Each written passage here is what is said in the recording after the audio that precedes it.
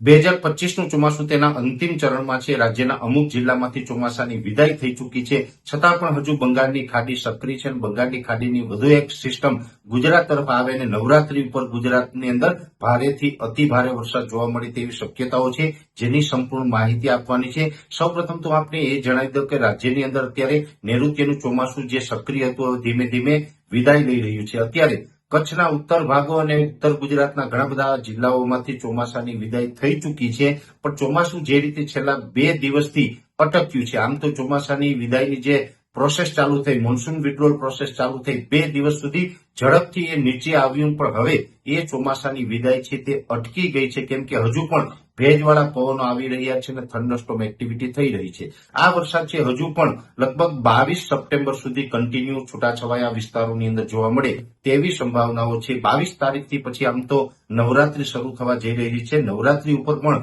લગભગ માની શકાય કે શરૂઆતના દિવસમાં છૂટાછવાયા વરસાદ વરસી શકે છે। જો કે શરૂઆતના દિવસમાં વરસાદ હશે એ વરસાદ એકદમ છૂટાછવાયા અને સામાન્ય વરસાદ હશે, પણ નવરાત્રીના જે છેલ્લા દિવસો હશે એમાં ભારેથી અતિ ભારે વરસાદની સંભાવનાઓ છે। એનું કારણ છે કે બંગાળની ખાડીની અંદર ફરીથી એક સાયક્લોનિક સર્ક્યુલેશન બનવા જઈ રહ્યું છે અને અત્યારે અલગ અલગ મોડેલોનો જે અમે અભ્યાસ કરી રહ્યા છીએ એ મુજબ એ સાયક્લોનિક સર્ક્યુલેશનનો જે ટ્રેક છે તે આંધ્રપ્રદેશના માર્ગે થઈને મહારાષ્ટ્ર અને ત્યાંથી પછી ગુજરાત ઉપર થઈને પસાર થાય તેવું અત્યારે લાગી રહ્યું છે।